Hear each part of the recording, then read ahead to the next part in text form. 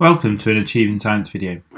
This video is all about the electrolysis of aluminium oxide. So first of all, what happens in electrolysis? We look at this diagram of the electrolysis of aluminium oxide.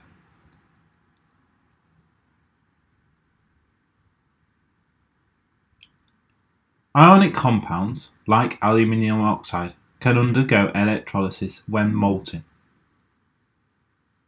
We need to know what's happening at each of the electrodes. So first of all, at the positive electrode, these are called anodes. This is where negative ions lose electrons. In this case, this is the block at the top of the cell.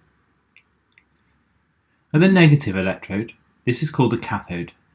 This is where positive ions gain electrons, remembering that electrons are negatively charged. This is found around the outside of the cell. Finally, the electrolyte. This is the liquid or solution that is able to conduct electricity. So, aluminium oxide.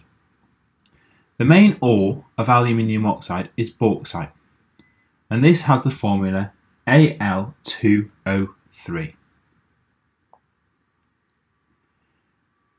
So what happens? Well, what happens when molten aluminium oxide undergoes electrolysis? Again, let's have a look at the diagram of the electrolysis cell.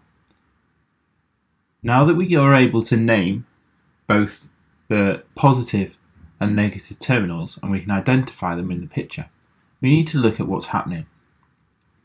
Well, the positive electrodes are made up of carbon. They're made up of carbon because they are a good conductor of electricity. Aluminium oxide has a very high melting point, which is over 2000 degrees Celsius. This can be very expensive to heat this to this high temperature, and therefore to reduce costs it is dissolved in molten cryolite, and now this lowers it to around 900 degrees Celsius. The electrolyte contains aluminium oxide, which is made of aluminium ions which are positive and oxygen ions which are negative. At the cathode then, aluminium oxide ions are attracted to the cathode as they are positive ions.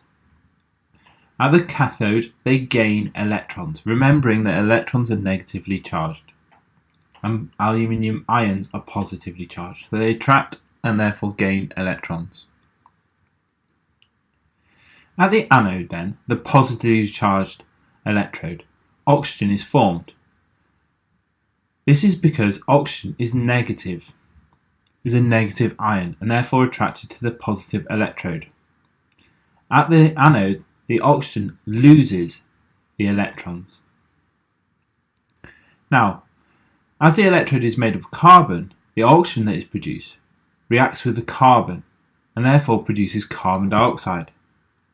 Therefore, they are worn away and the electrode needs to be replaced regularly.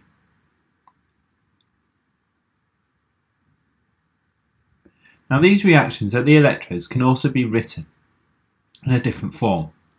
So at the cathode, the negative electrode, the aluminium ions were attracted.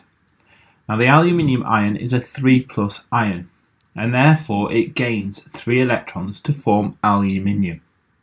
This can be shown in the equation shown on the screen.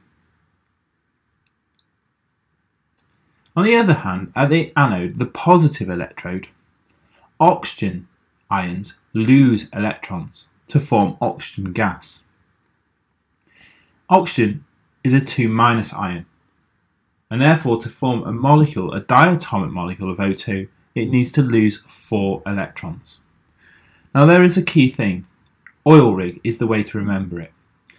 Oxidation is the loss of electrons, whereas reduction is gain. So remember oil rig as deciding whether a reaction is oxidation or reduction. Therefore, aluminium being formed is a reduction, as the ions have gained electrons, whereas oxidation is the second reaction of the anode because the oxygen ions have lost electrons.